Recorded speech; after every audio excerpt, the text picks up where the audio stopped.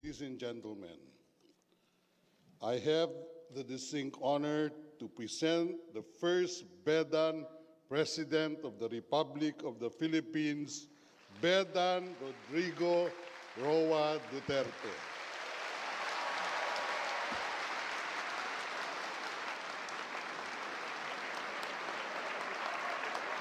Kindly sit down. Thank you for your courtesy. Executive Secretary Salvador Medaldia is also a Bedan. Commission on Higher Education Officer in Charge, Prospero de Vera, the third, and the other members of the Commission. Very Reverend Father Aloysius Maranan, Rector of the San Beda University President, Benedictine monks, Board of Trustees, and the distinguished members of the Academy, the proud parents, and graduates to whom this moment rightfully belongs. Other distinguished guests, ladies and gentlemen, I have 2 pages actually, and I could read it in about maybe a minute and a half. Kakahiya, no?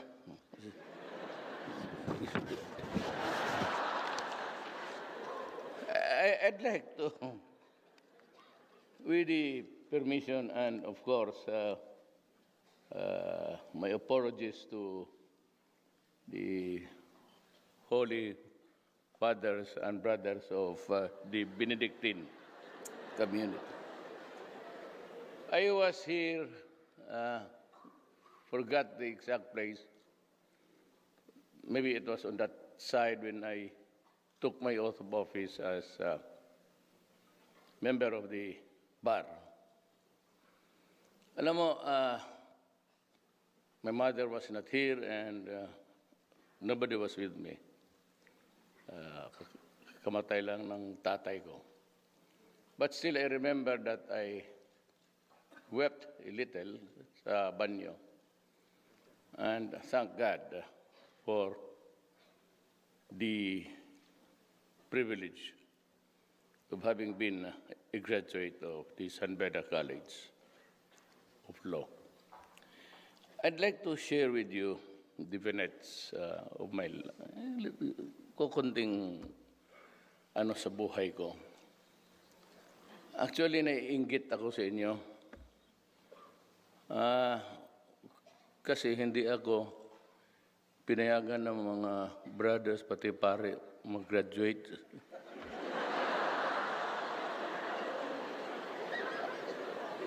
I was not allowed to take part in the graduation exercises because on the last days of for the year, mag-graduate na, we're practicing yung ensayo na kung paano mag-ano ng diploma, to take a bow.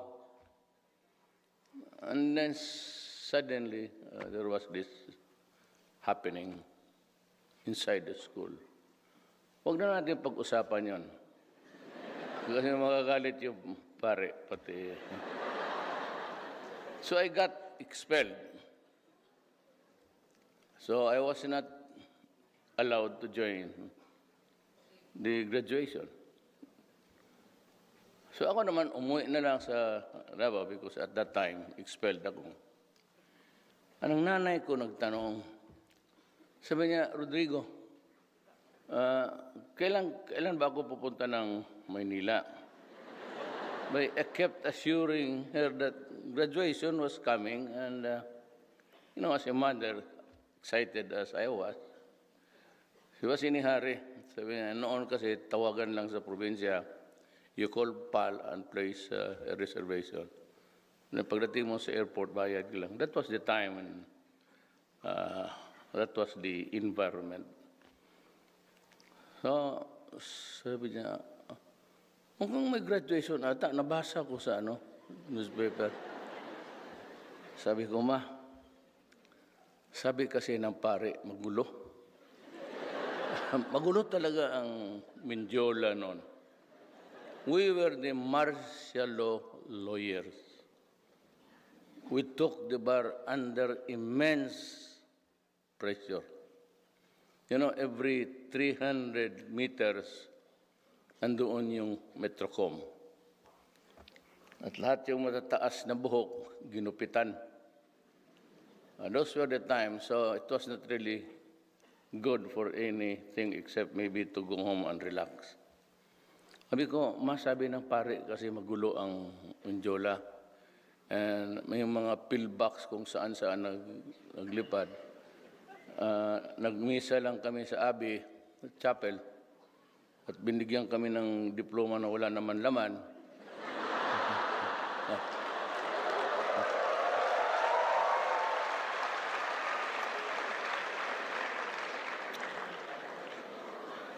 Para sabihin lang ng graduate, definitely the graduation will take place.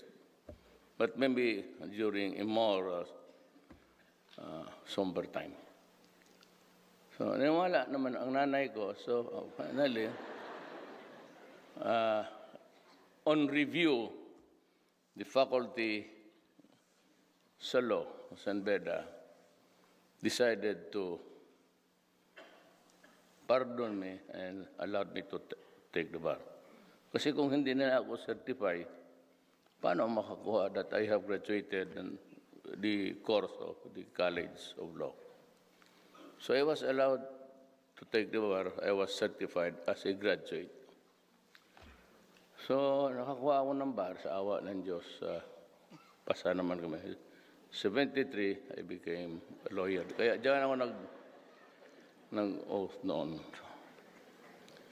Many years after, I don't know if they're still around, may crush kasi ako ng isang, istorya lang man ito.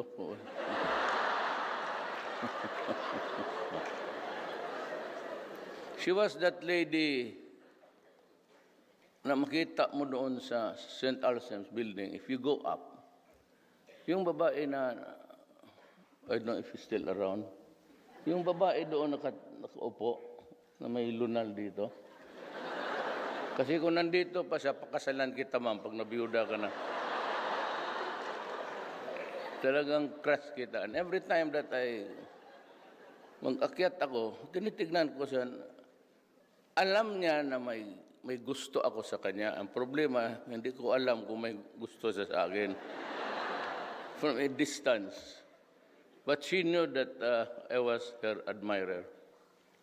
So yung pag-akyat mo, mayroon doong window, parang, I don't know if it's the cashier, pero doon sa left side, paakyat.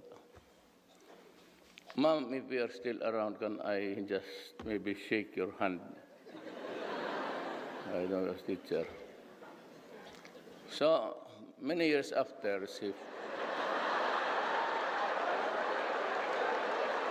wala man tayo after my speech, nobody talked. Oh, so would you rather that we go home? Pwede mag-chismis muna tayo dito. Istorya man ang itong graduation kasi. Many years after, pumunta sila sa Church of Transfiguration. You guys from San Beda, if you have time, you travel to Bukidnon. There's a church there called the Transfiguration Church. And every afternoon, yung mga monks natin kumakanta. At every time that I passed by, in the years that I was mayor of Davao, dumadaan talaga ako, makinig lang ako sa kanta nila. And how they can sing. So, pumunta doon ang mga teachers, they called it immersion, I do. But the late Father Lacson was with them. Tapos usap sila na, yung sa Davao was just a few more kilometers, Davao ka na. So sabi nila, punta tayo ng Davao. Kasi yan si Mayor Berdan. But at that time, I was in Taiwan. Ang problema, pagdating doon, there's a small community of Bedans. Walang, most of them are graduates of inferior schools. One in Diliman, the other one is in Padre Paura. Kukunti lang kami taga San Beda, but one of them was the Aquino family. Quite rich until now. So siya ang nag-blow out. So lahat ng Bedan, niyaya. Nagsiputan doon lahat. Sabi na wala man si Mayor, we will invite the mother. Di ang mama ko pumunta noon. Nung nakausap, pinakila, Father Lacson, ito yung nanay ni Mayor Duterte. Sabi ng nanay ko, Father, yung graduation nila Rodrigo.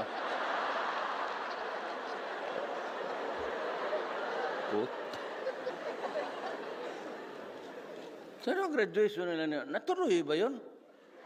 Sabi ni Father Lacson, sabi ng mga nandun, oo, natuloy. Bakit? Kasi di man ako napunta, there was no proper notice or anything. Sabi, why? Did your son told you the truth? Sabi ng nanay ko, ano pala ang totoo? Sabi niya na-expelled dyan kasi may binaril na tao doon sa loob sa San Beda. Huwag na.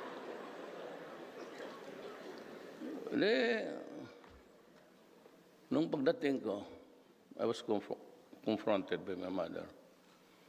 Alam ko kasi yung style ng nanay ko. Pag sinabi, sabihin mo kay Rodrigo, dito siya kumain kasi magpaluto siya ng inununan. Inununan. So, inununan sa Tagalog? Paksiw. Paksiw. Inununan. Ngayon, sundalo. So, pagka ganon, okay yan. Pero pag ang message is, papuntahin ka ng nanay mo, ngayon, delikado na yan. So pagdating ko, sabi niya, bakit hindi mo sinabi sa akin ang totoo? So, lumuhod ako. Talagang lumuhod. Literally, I knelt down in front of her and said, mapasaylo ako. Pasaylo, patawarin mo ako. Ayaw ko lang kasi kayong ipahamak. You would have to worry. But at that time, when I went home early, I was expelled. Though I was reconsidered. So and eventually, naging 73 kami, release ng bar. Maya-maya, the first offer of award, Achievers Award. So ako, si Pitoy Moreno, and I think marami, 5 kami noon. Nung sinabi sa akin, sabi ko, yung punta dyan, expelled kayo. Ngayon, award, anong klase ito?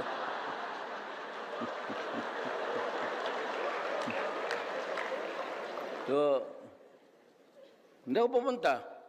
Tapos, second time, kita-kita kami, Fred Lim. So, bakit di ka sumipot doon? Pinatawad ka na nga, ikaw pa yung suplado.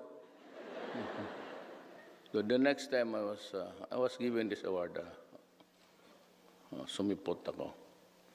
Tapos, this is my first time with you actually. But, previous alumni, kita-kita kami. I was awarded, karami kong, you know what, hindi ko kayo niluloko Ni sa pag-aral ko ni Tansan, walang nagbigay sa akin. Ngayon, yung San Beda, may ito yung trophy. Tapos ngayon, now, introducing the Hall of Fame, Rodrigo Duterte. So may medalya, kalaki, pati plaque. Sabi ko, sino pa ang nasa Hall of Fame? Sabi niya, wala, ikaw lang mag-isa. Well, anyway, I would like to thank the Benedictine community for such a wonderful show of mercy. Ika nga, ano yung sabi ni Shakespeare? The act of mercy is never strained, something strained. Yung hinahasa. And I got back being an awardee. Pero sa scholastic, patay. Kung hindi nyo sirain yung Mindiola Bridge, yung sa kanto, saan ang College of Law? Sos Mariusep. Walang ginawa yan kung galing slavery. Yan yung Mindiola, yung bridge. Pagbaba mo, Ligarda. Yung kanto, nandyan pa? Oh, chilled beer.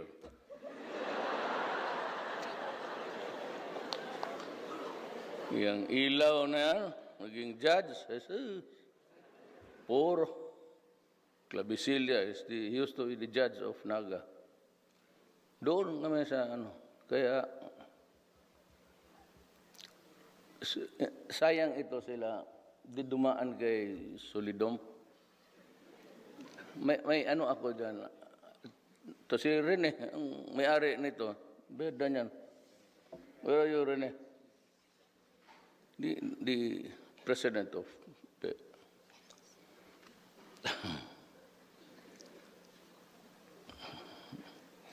Pwede pa ba ako magsalita?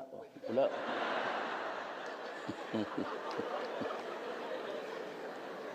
Wala man akong iyabang.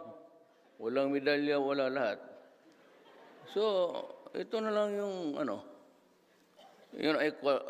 kasi late tag rin ako eh. Noon is Veronica. By the way, Sebastian, yung youngest son ko, beda niyan. Walang ginawa kung hindi maghabol ng babae hanggang ngayon. Kagaya na trabaho na tatay niya noon. For this one is worse. Paragi kaming may dynamics yan kasi may mga anak eh. So, well anyway, itong sa, well, I was forgiven. Yun ang platform ko. I was proud to be called the Bedan. Itong anak ko, gusto na rin mag-aral dito. Gusto niya magtira dyan. Sabi ko na, you're better off with your mother sa Davao. Sabi niya, pa, yan bang matanda na yan nandyan sa kabinet mo? Sabi ko, sino na? Yan yung matanda na yung Bisaya. So, si Leonor Briones. So, yan. Di ba, Bisaya yan? Sabi ko, sabihin na, ano man nakain niya? Bakit hinabaan niya itong kurso namin K-12?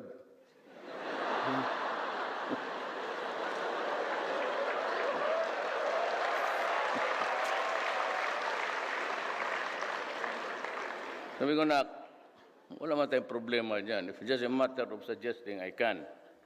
But, sabi ko, I would have to go into incongruity.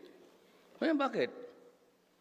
Alam mo na, ang original K-12 talaga, tatay mo. It took me 7 years to finish high school. Kaya matanda na ako sa kanila. I'm 73. Ito sila rin mga 70 lang yan. Kasi well, including the scholarship of Soroy and Soroy is Lakwatsa, took 7 years actually to... Mayroon akong isang Vinets, sabi ko sa... May professor kami. Kilala Professor ni Abi yan. He's the youngest to talk the bar, pass it at the age of 20. He could not take his oath of office because wala pa siya sa edad. He had to wait for 1 year to record holder. He's the youngest to top the bar. Si Abi. Pero dumaan ka ba, sir, kay Solidom? Ha? Itong solidom na ito, galing ito Capiz, to Justice. Ang boses nito, may mga taga-law school, ang boses nito, yung boses, shrill. That's what, shrill.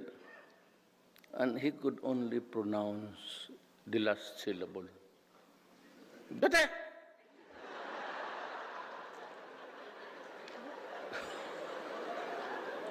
Tindig rin ako. Laurente, pati ako, tumindig. So, grouchy na, pero lahat kay dumaan kay solidom. Ang remedial, una kaming natapos.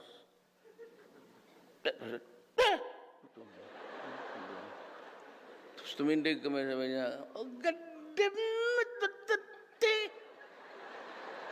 I did not call you! Sit down! Sit down ako. You stand up.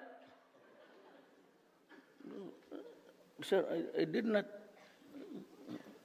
I did not hear my name, sir, called. Because you are always talking at the back. God damn it, come here in front. Ganon kami sa college. Ayaw siguro ngayon, mga bata. Pagdating ko sa, pinupo ako dyan sa front. Sabi niya, Lorente, sit down. You recite. Tindig ako, sabi ko. Sabi niya, what? Sabi ko, sir, there is no question yet, sir. Utang na galit.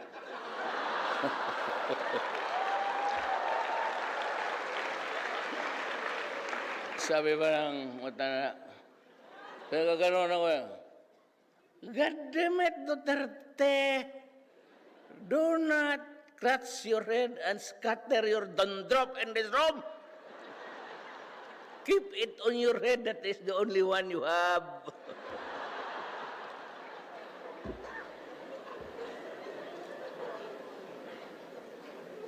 Dumakip kay Puno, Solidom, Jack Jacinto. He's still around, sir. Jack Jacinto. Patay na. Kayo na ang sunod, Bong. And that was class 72. But tatlo sa amin ang pumasok sa that's a record. San Beda naman, 1 or 2, but every year, mayroon talaga yan, 2, 3, 2, 3. Sa amin, 3 ang pumasok ng top 10. Star-studded yung klase namin. So, may I now read the piece that was prepared by John lang yan, the PMS, yung Presidential Management Staff. Kasi pag hindi, nagsasabi, kagod. Hindi mo lang rin pala pagbasa, papagawa pa lang. So, in fairness, I congratulate our graduates for reaching this remarkable milestone in their academic journey. Today, we do not celebrate their hard work, determination, and triumph, but also wish them all the best as they begin their journey towards the realization of their dreams. I also laud San Beda for the successful culmination of its first batch of graduates as a university. This accomplishment serves not only as a testament to the school's commitment to academic excellence and innovation, but also as an inspiration to contribute further for the long-term progress of higher education in the country. Let this milestone remind us of the indispensable role of education in charting the course of our youth's future, in harnessing their potential to become outstanding individuals, Indeed, the graduates have done a great job in channeling their passion into endeavors that enrich their respective vocations. May they continue to contribute to our nation's progress as they join our country's workforce and become productive members of society. As the university marks another chapter in its long history, I trust that you will become more invigorated to demonstrate the Benedictine principles that have guided you and us, kami, in your respective pursuits. Serve as examples of servant leadership among your peers, and let your enthusiasm and humility propel you towards further success as you build your respective careers.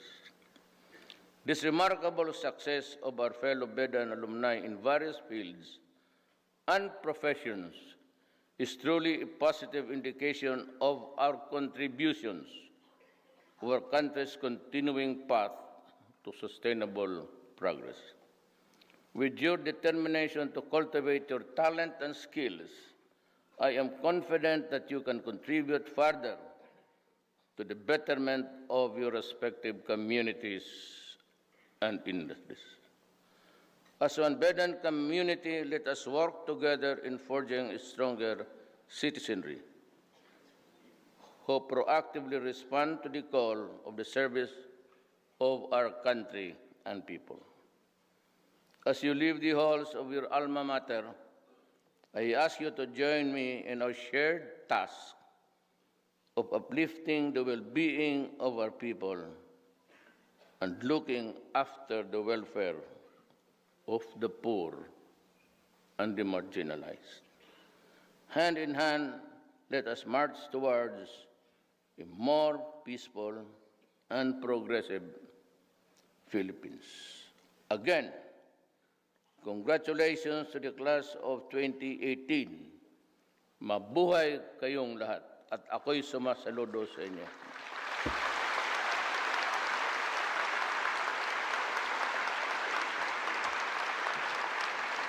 Thank you very much, our dear President, for gracing this momentous occasion. We are greatly honored by your